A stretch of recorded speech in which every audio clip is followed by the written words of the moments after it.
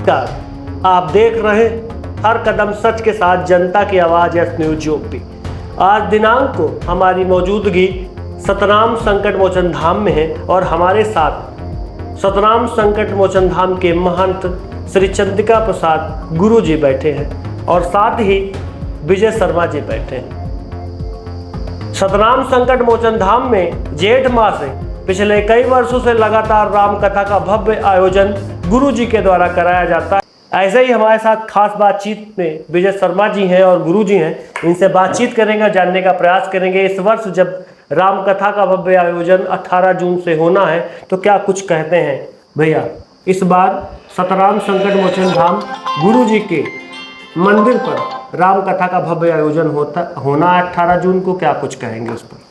सर्वप्रथम तो मैं श्रद्धेय गुरु जी को बहुत बहुत साधुवाद दूंगा कि उन्होंने इस खीरों की पावन भूमि पर अनवरत रूप से सनातन धर्म की पताका फहराई हुई है, इसलिए वो बधाई के पात्र हैं। ऐसे आयोजन जो है जो जनता के लिए बहुत ही उनको एक मार्ग दिखाते हैं, एक नीति पर लेने की प्रेरणा देते हैं। राम कथा तो विशेष तौर पर मैं कहूँगा कि रामचरितमानस का या राम कथा का प्रत्येक अध्याय आदर्शों का जो है सूत्रपात करता है, एक नई प्रेरणा देता है जनता को। तो मैथिली शरण गुप्त ने जैसा लिखा कि राम तुम्हारा जीवन ही स्वयं काव्य है, कोई कवि हो जाए ये संभाव्य है। तो राम का संपूर्ण जीवन हमें एक एक रामचरितमानस की चौपाई मंत्र के समान है। जहाँ भी ये कथा होती है निश्चित रूप से वो भूमि पवित्र हो जाती है, लोगों को आदर्श के मार्ग पर ले जाती है। राम कथा तो सबसे पहले तुलसी ने स्वयं बालकांड में लिखा है कि कवित विवेक एक नहीं मोरे, सत्य कहूँ लिख कागज कोरे। तो ये तुलसीदास के द्वारा लिखित रामचरितमानस सबसे पहली प्रेरणा तो यही देती है हम सबको कि अहंकार मनुष्य को रहित होना चाहिए। तुलसीदास ने जो ग्रंथ लिखा वो विश्व का सबसे बड़ा महाकाव्य है और अवधि का पूरा संकल्प करता है, फिर भी वो अपने को कवित्र का एक गुण न मानकर अपने अंदर अहंकार की शून्यता है। तो पूरी रामचरितमानस चाहे हम सुंदरकांड उठा लें, चाहे बालकांड में जाएं, हमको ये प्रेरणा देती है राम का जीवन सदैव मर्यादा पुरुषोत्तम राम है। तो ये कथाएं जहाँ भी होती हैं निश्चित रूप से वो भूमि पवित्र होती है, लोगों को आदर्श मार्ग पर चलने का संदेश देती है। मैं गुरु जी को पुनः बधाई देता हूँ कि ऐसे मैं समझता हूँ कि ये संकट मोचन सतनाम धाम पर ये कथाएं अनवरत चलती रहती हैं और इसके लिए गुरु जी जो है साधुवाद के पात्र हैं। और मैं चाहता हूँ आगे भी ईश्वर से और भगवान हनुमान जी से प्रेरणा करूँ, निवेदन करता हूँ, जो है अर्जी करता हूँ कि ये कथाएं चलती रहें अनवरत। कहते हैं हारे का सहारा बनता है धाम। जी, जब लोग परेशान होते हैं तो सतनाम संकट मोचन धाम पहुँचते हैं, हनुमान जी के सामने अर्जी लगाते हैं और त्वरित उसके काम बन जाते हैं, बिगड़े काम बन जाते हैं और लोगों को भारी भरकम आस्था का केंद्र बनता हुआ दिखाई दे रहा है सतनाम संकट मोचन धाम। देखिए कलयुग के सबसे बड़े देवता हनुमान जी हैं। उनके विषय में कहा गया है कि अष्ट सिद्धि नवनिधि के दाता, असवर दीन जानकी मन। तो हनुमान जी तो बल बुद्धि सभी के देवता हैं और मैं देख रहा हूँ जब से मैंने होश संभाला है सतनाम पीठ पर अनवरत कई उत्तर भारत के तमाम क्षेत्रों के लोग, जनपदों के लोग यहाँ पर आते हैं आस्था और विश्वास के साथ। और जो भी इस पवित्र दरबार में आते हैं निश्चित रूप से उनके काम बनते हैं। लोगों की आस्था दिन प्रतिदिन इस धाम के प्रति बढ़ती ही जा रही। और मंगलवार को, रविवार को, प्रत्येक मंगलवार रविवार को तो मैं समझता हूँ कि श्रद्धालुओं का एक सैलाब यहाँ पर उमड़ता है और ये बहुत सिद्ध पीठ है, इसलिए सबकी कामनाएं पूरी होती हैं हनुमान जी की कृपा से। तो ये भी बहुत पुनीत कार्य हो रहा है यहाँ पर। आने वाली कथा के लिए क्या कहेंगे।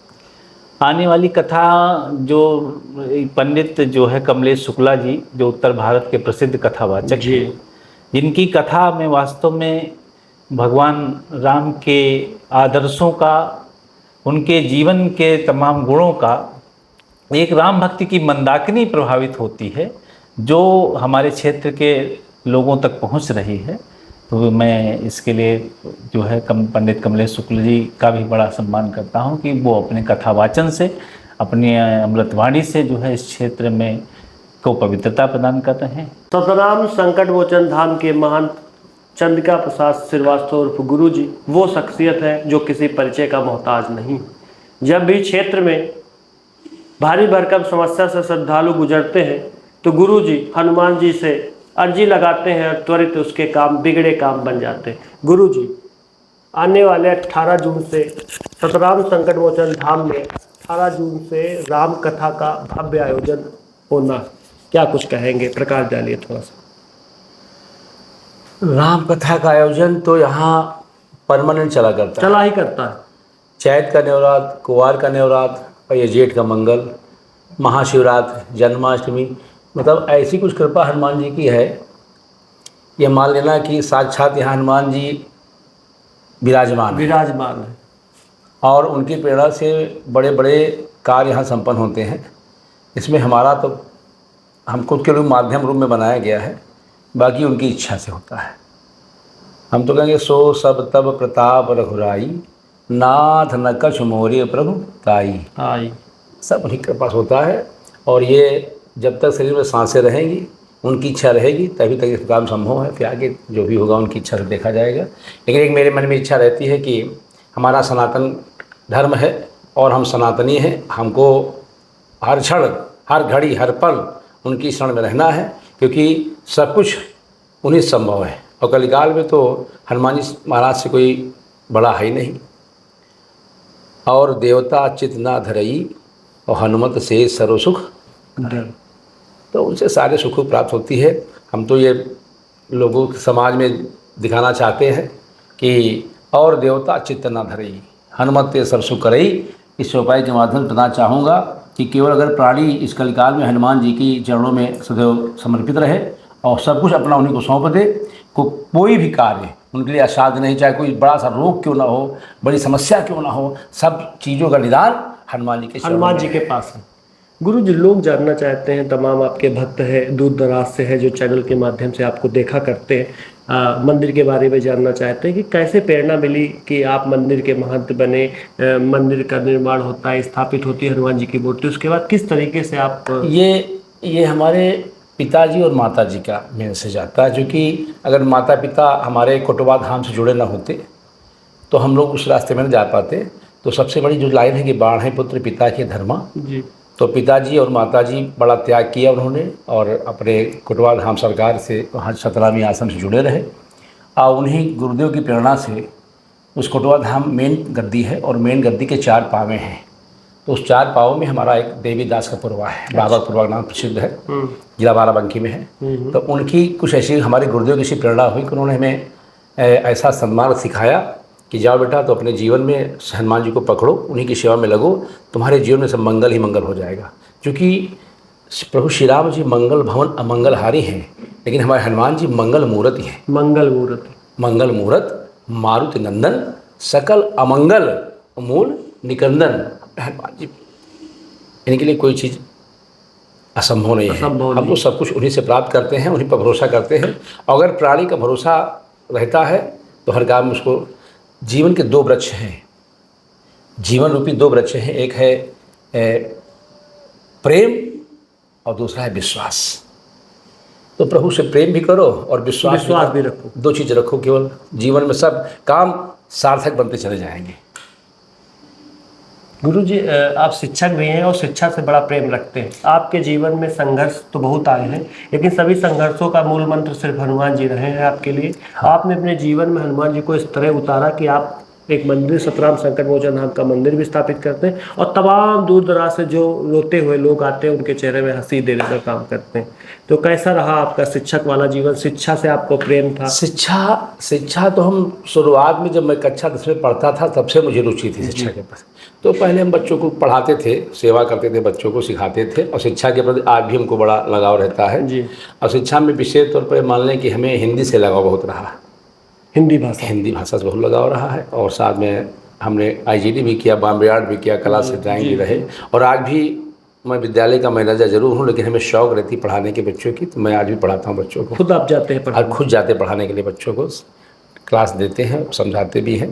बच्चे इच्छा भी करते हैं कि गुरुजी आप पढ़ाइए हमको।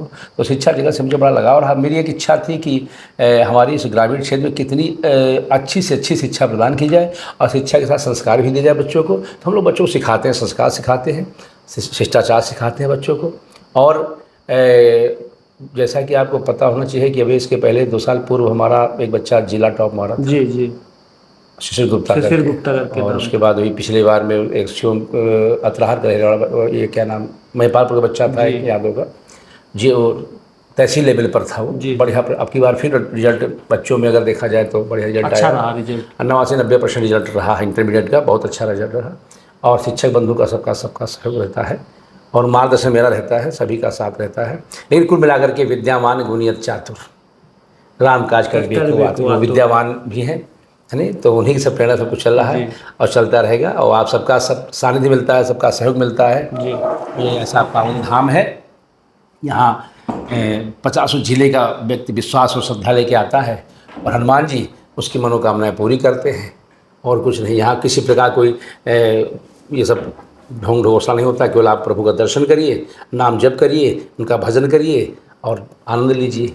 जो लोग धाम नहीं आ सकते, दूर दराज से वीडियो देख रहे हैं, उनके लिए किस तरीके से हनुमान जी की पूजा अर्चना करें कि वो दूर से ही उसका लाभ मिल सके? नहीं तो बातें होती, जो लोग हमारा नंबर से बात करते हैं उनको बता देते, भाई आप अपने घर में ही बैठ करके अपने प्रभु का स्मरण करिए, दीपक जलाइए, ज्योति जलाइए, प्रेम से उनको स्मरण करिएगा, आपको वही मिल जाएंगे। आपको रास्ता उनको बता देते कैसे कैसे करना है, क्या करना है। जो गुरुजी ने हमको बताया हम बच्चों को बता देते हैं।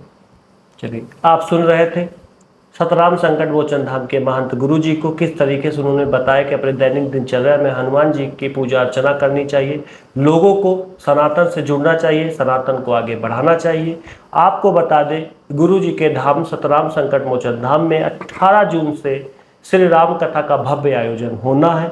हर वर्ष की बात इस वर्ष भी भव्य आयोजन हो रहा है। आप सभी श्रद्धालु भक्तों से निवेदन है, चैनल के माध्यम से भारी संख्या पर मंदिर प्रांगण पहुंचकर राम कथा का श्रवण करें। आप देख रहे हैं हर कदम सच के साथ जनता की आवाज़ यस न्यूज़ यूपी।